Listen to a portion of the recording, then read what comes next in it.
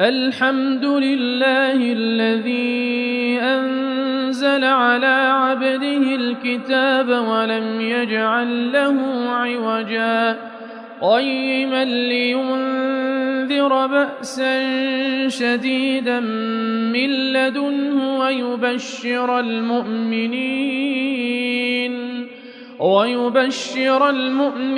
الذين يعملون الصالحات أن لهم أجرا حسنا ماكثين فيه أبدا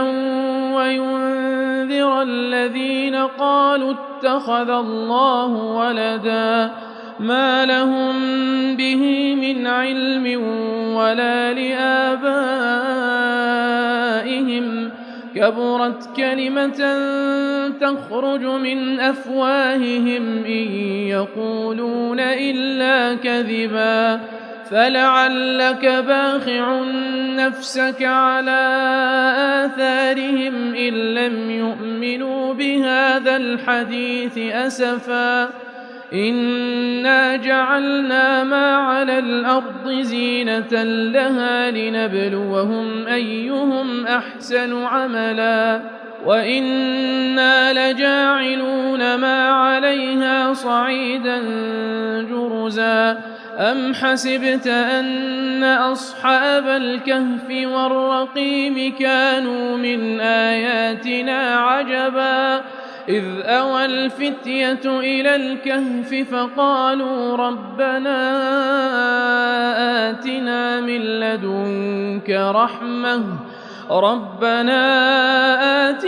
من لدنك رحمة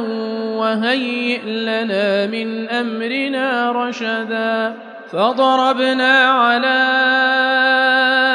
آذانهم في الكهف سنين عددا ثم بعثناهم لنعلم أي الحزبين أحصى لما لبثوا أمدا نحن نقص عليك نباهم بالحق إنهم فتية آمنوا بربهم وزدناهم هدى وربطنا على قلوبهم إذ قاموا فقالوا ربنا رب السماوات والأرض لن ندعو من دونه إلها لقد قلنا إذا شططا هؤلاء قوم اتخذوا من دونه آلهة لولا يأتون عليهم بسلطان بين فمن أظلم ممن افترى على الله كذبا وإذ اعتزلتموهم وما يعبدون إلا الله فأووا إلى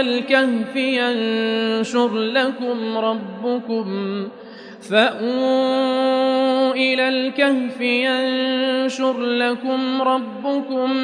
من رحمته ويهيئ لكم من أمركم مرفقا وترى الشمس إذا طلعت تزاور عن كهفهم ذات اليمين وإذا غربت تقرضهم ذات الشمال وهم في فجوة منه ذلك من آيات الله من يهد الله فهو المهتد ومن يضلل فلن تجد له وليا مرشدا وتحسبهم أيقاظا وهم رقود ونقلبهم ذات اليمين وذات الشمال وكلبهم باسط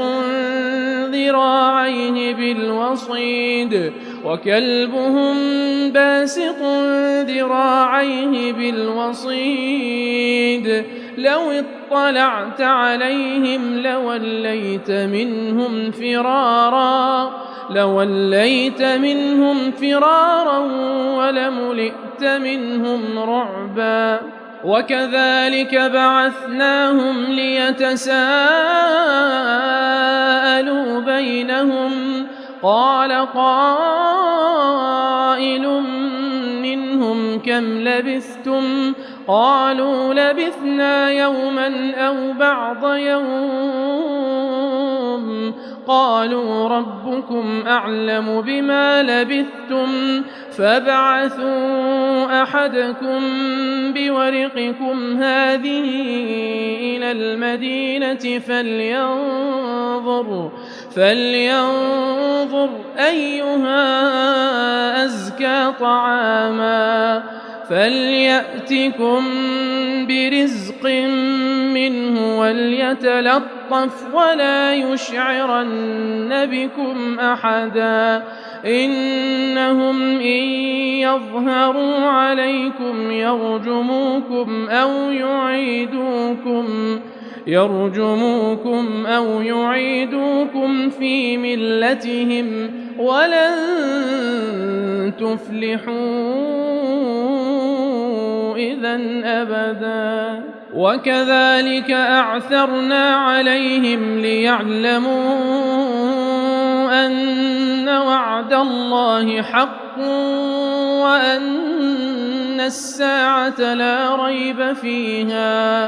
وأن الساعة لا ريب فيها إذ يتنازعون بينهم أمرهم فقالوا ابنوا عليهم بنيانا ربهم أعلم بهم قال الذين غلبوا على أمرهم لنتخذن عليهم مسجدا سيقولون ثلاثة رابعهم كلبهم ويقولون خمسة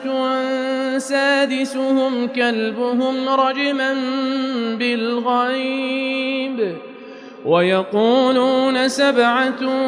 وثامنهم كلبهم قل ربي أعلم بعدتهم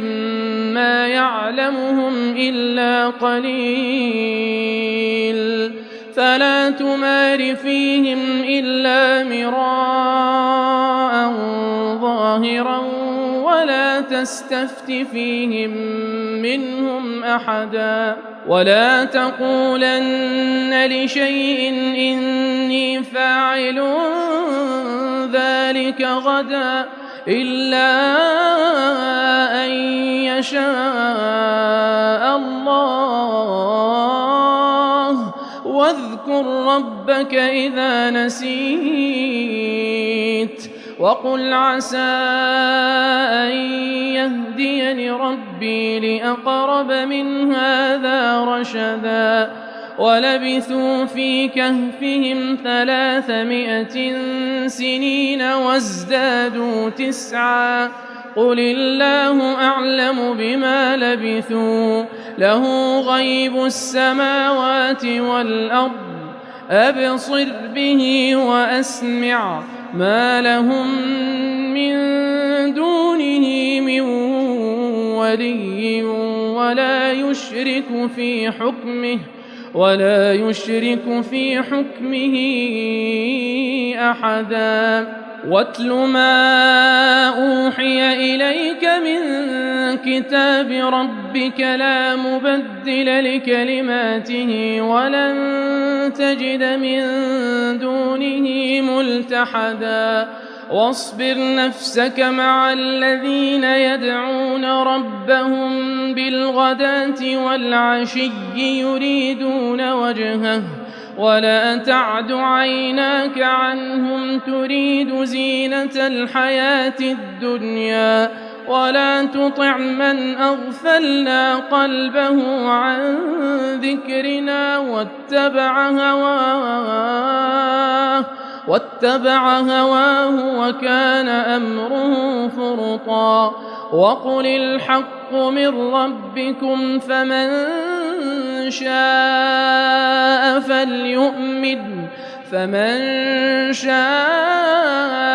فليؤمن ومن شاء فليكفر إنا أعتدنا للظالمين نارا أحاط بهم سرادقها وإن يستغيثوا يغاثوا بماء كالمهل يشوي الوجوه بئس الشراب وساءت مرتفقا إن الذين آمنوا وعملوا الصالحات إنا لا نضيع أجر من أحسن عملا أولئك لهم جنات عدن تجري من تحتهم الأنهار يحلون فيها من أساور من ذهب ويلبسون ثيابا خضرا من سندس واستبرق متكئين فيها على الأرائك نعم الثواب وحسنت مرتفقا واضرب لهم مثل الرجلين جعلنا لأحدهما جنتين من أعناب وحففناهما بنخل وجعلنا بينهما زرعا كلتا الجنتين آتت أكلها ولم تظلم منه شيئا وفجرنا خلالهما نهرا وكان له ثمر فقال لصاحبه وهو يحاوره أنا أكثر منك مالا وأعز نفرا ودخل جنته وهو ظالم لنفسه قال ما أظن أن تبيد هذه أبدا وما أظن الساعة قائمة ولئن رددت إلى ربي لأجدن خيرا منها منقلبا قال له صاحبه وهو يحاوره أكفرت بالذي خلقك من تراب ثم من نطفة ثم سواك رجلا لكن هو الله ربي ولا أشرك بربي أحدا ولولا إذ دخلت جنتك قلت ما شاء الله لا قوة إلا بالله إن ترني أنا أقل منك مالا وولدا فعسى ربي أن يؤتيني خيرا من جنتك ويرسل عليها حسبانا من السماء فتصبح صعيدا زلقا أو يصبح ماؤها غورا فلن تستطيع له طلبا وأحيط بثمره فأصبح يقلب كفيه على ما أنفق فيها وهي خاوية على عروشها ويقول يا ليتني لم أشرك بربي أحدا ولم تكن له فئة ينصرونه من دون الله وما كان منتصرا هنالك الولاية لله الحق هو خير ثوابا وخير عقبا. واضرب لهم مثل الحياة الدنيا كماء إن أنزلناه من السماء فاختلط به نبات الأرض فأصبح هشيما تذروه الرياح وكان الله على كل شيء مقتدرا. المال والبنون زينة الحياة الدنيا والباقيات الصالحات خير عند ربك ثوابا وخير أملا. ويوم نسير الجبال وترى الأرض بارزة وحشرناهم فلم نغادر منهم أحدا وعرضوا على ربك صفا لقد جئتمونا كما خلقناكم أول مرة بل زعمتم أن لن نجعل لكم موعدا. ووضع الكتاب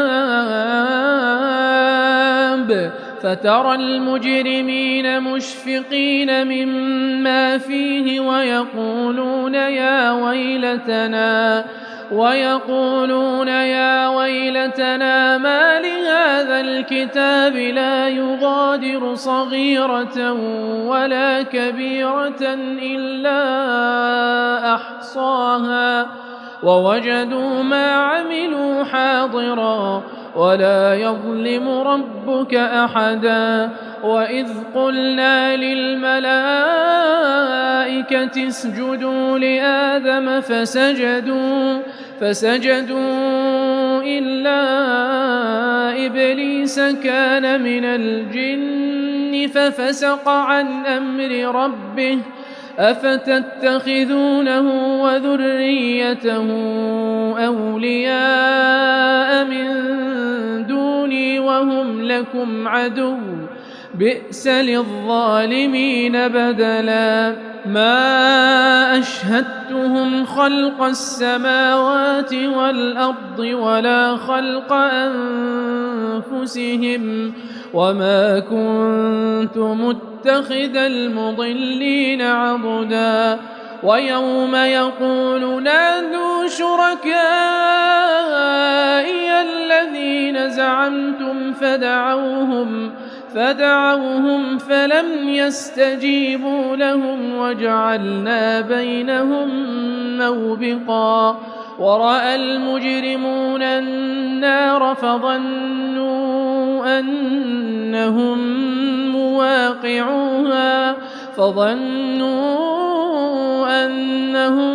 مواقعوها ولم يجدوا عنها مصرفا. ولقد صرفنا في هذا القرآن للناس من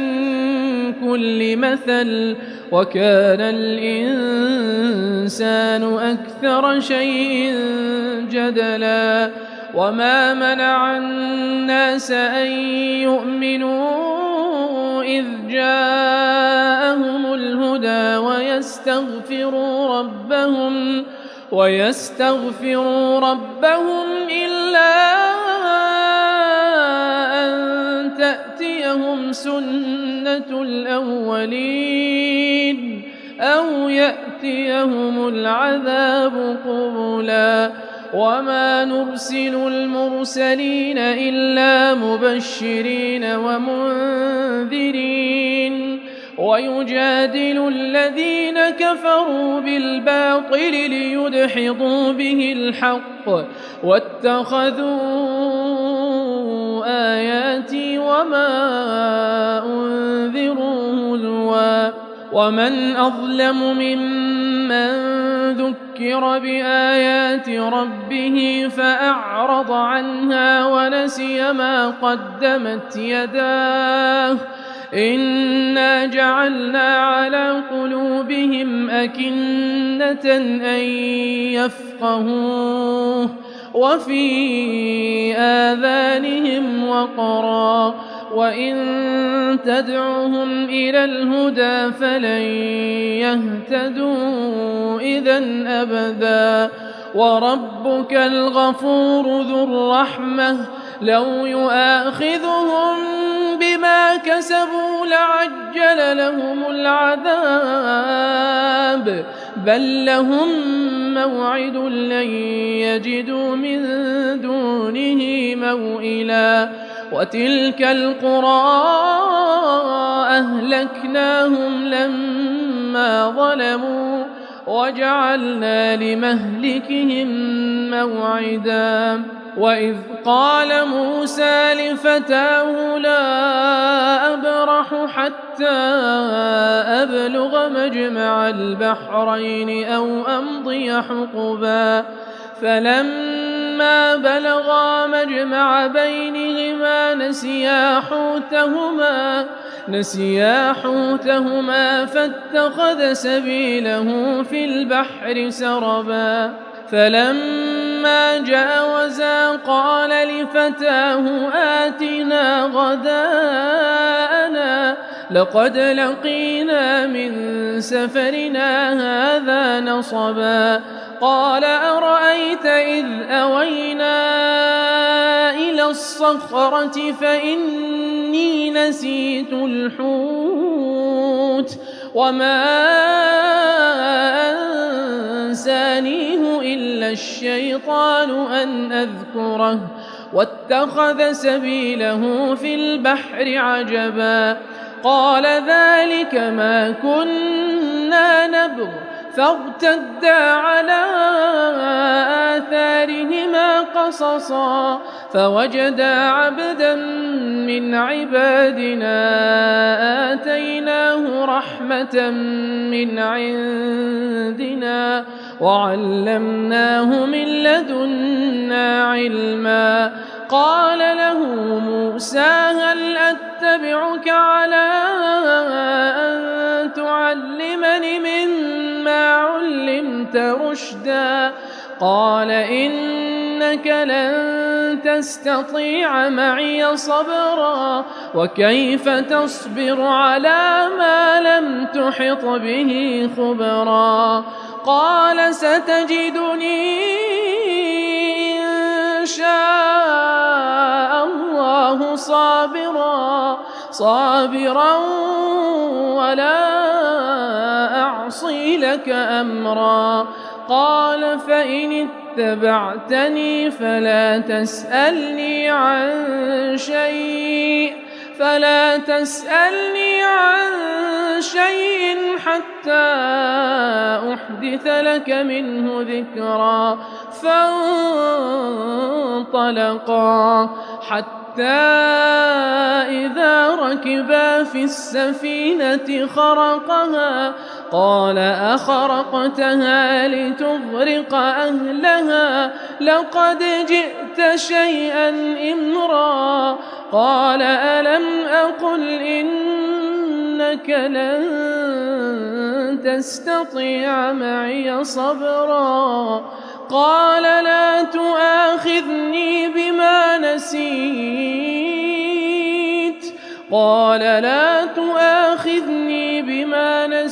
ولا ترهقني من أمري عسرا فانطلقا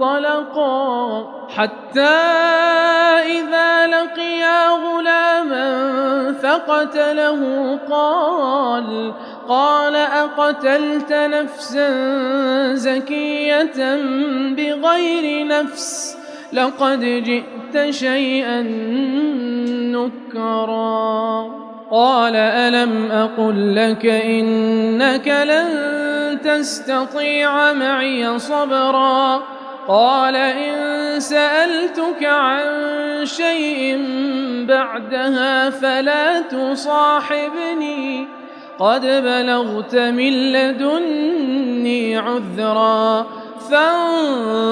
فانطلقا حتى إذا أتيا أهل قرية استطعما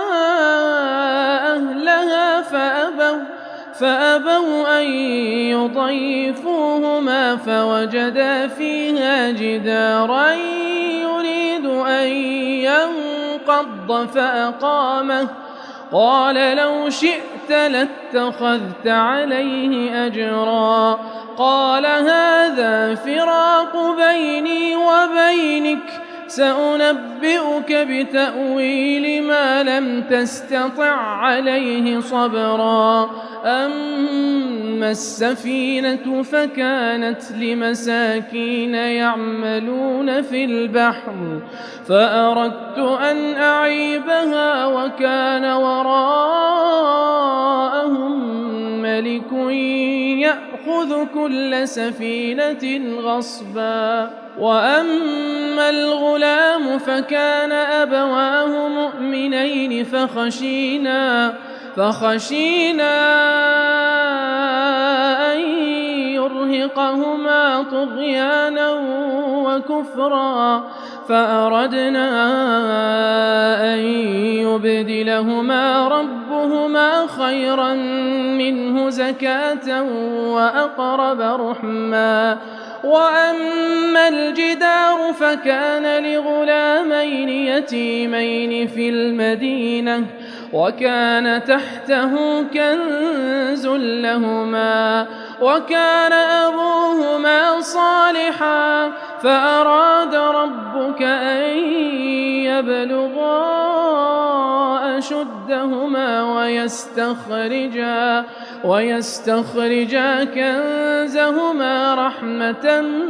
من ربك وما فعلته عن أمري ذلك تأويل ما لم تسطع عليه صبرا ويسألونك عن ذي القرنين قل سأتلو عليكم منه ذكرا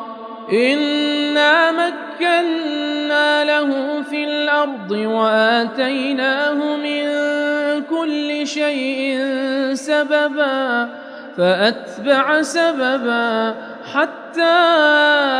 إذا بلغ مغرب الشمس وجدها تغرب في عين حمئة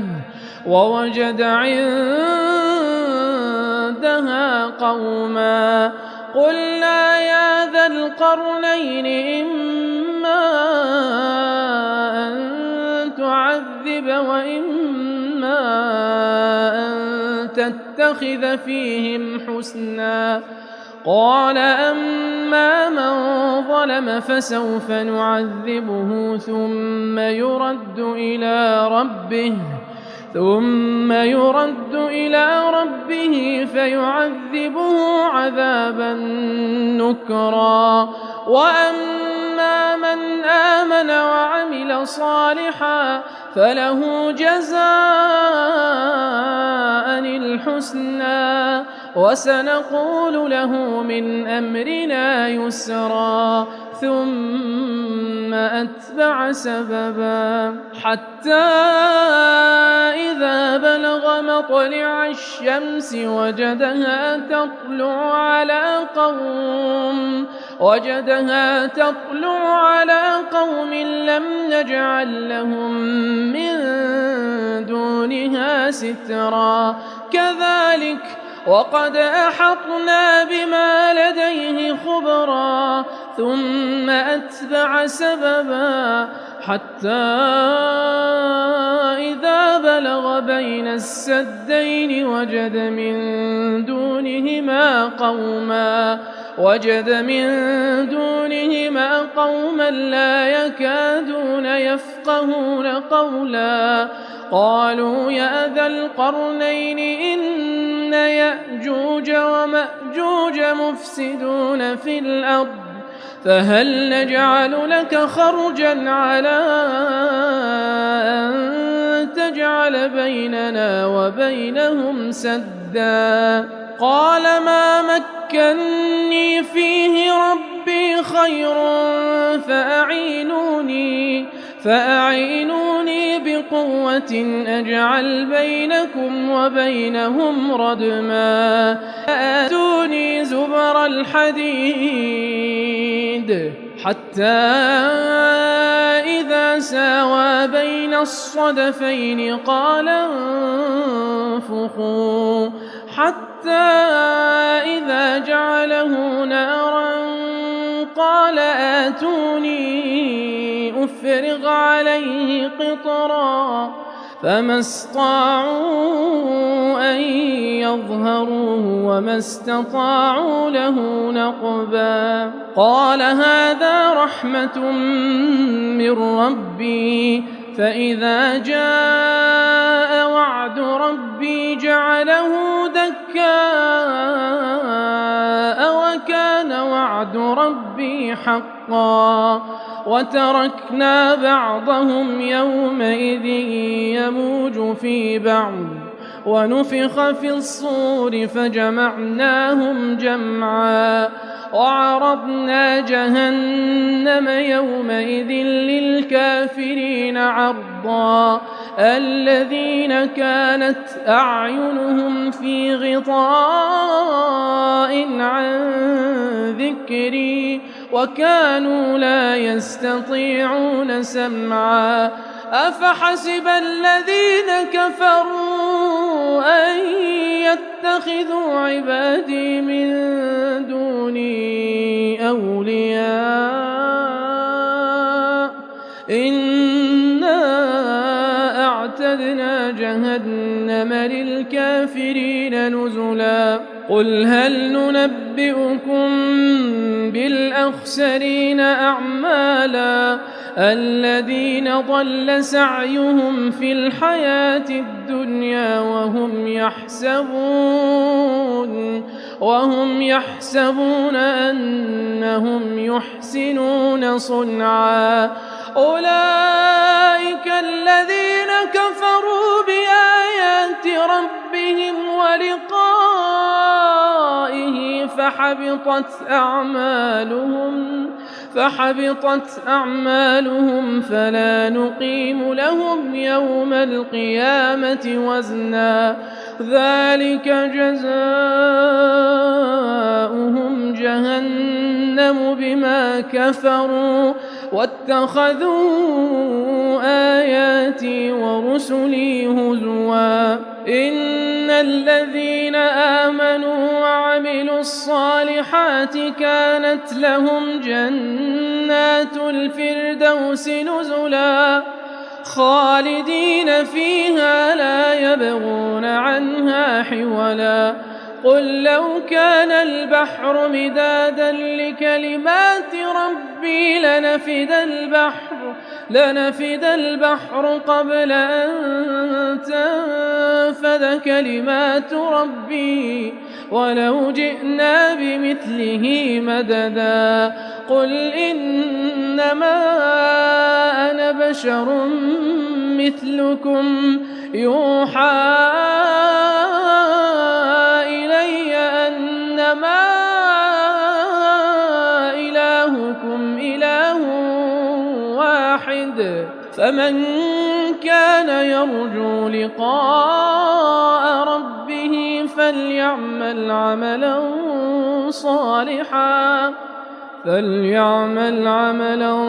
صالحا ولا يشرك بعبادة ربه أحدا.